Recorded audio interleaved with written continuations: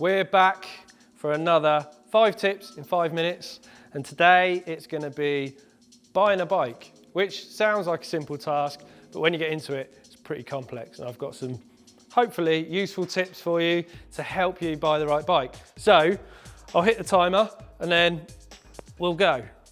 5 tips, 5 minutes, let's go. First tip, geometry. It's so important to get the right geometry for the type of riding that you're doing. And you can actually compare your previous bike's geometry with your potential new bike's geometry.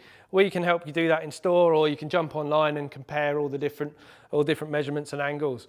But it gives you a good idea of how the bike will fit you and whether that bike is going to be good for the type of riding you want to do.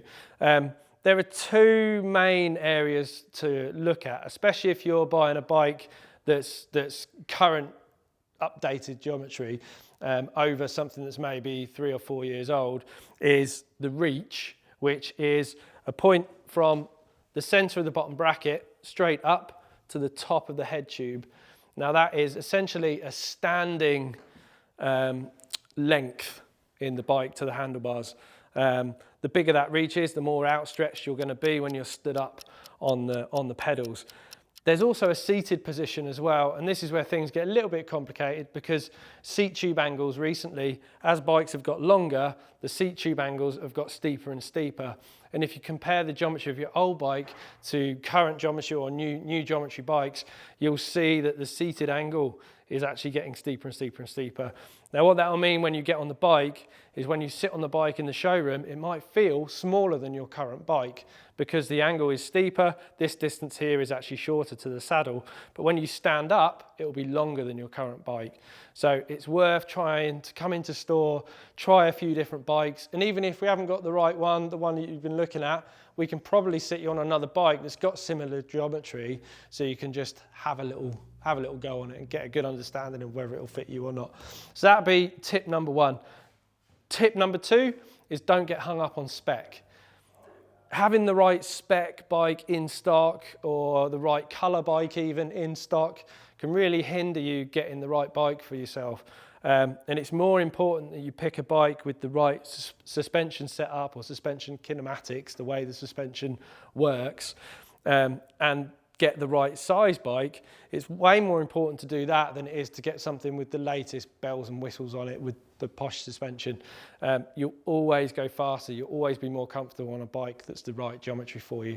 So it kind of nods back to tip number 1. So I'd say do that. Make sure you don't get hung up on spec. And again, shops can help you with that, choosing the right bike basically. Tip number 3 would be try and ride one. So if there's someone at the bike park, you've seen them with the bike that you really, really want, ask them. See if you can just throw a leg over it, spin it around the car park.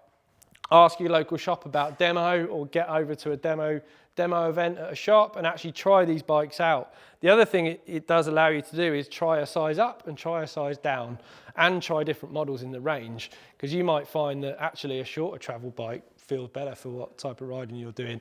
And that feel knowledge of actually getting on a bike and going, oh, actually this suits me better, is really, really important. And again, especially with different brands having different suspension kinematics and a different feel to the way a Specialized rides over the way a Santa Cruz rides might be different. So even if you're not looking to buy a new bike, get along to a demo day and educate yourself on what that feel is. So that would be absolutely a fantastic tip to buying a new bike. Tip number 4 is suspension setup. Make sure that you get your suspension set up by a professional, someone that knows what they're doing. It's so important, and it's the one thing that can go super, super wrong.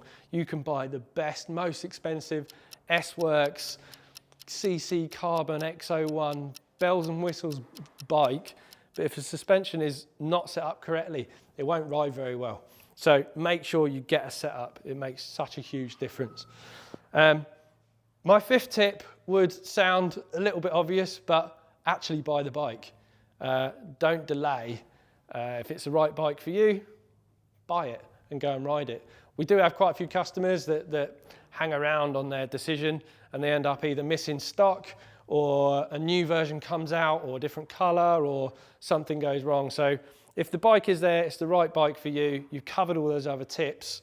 Buy the bike, go riding, have a great time. And those are my tips. How did I do? Oh, look at that. Perfection. How to buy a bike in 5 minutes. Thank you very much.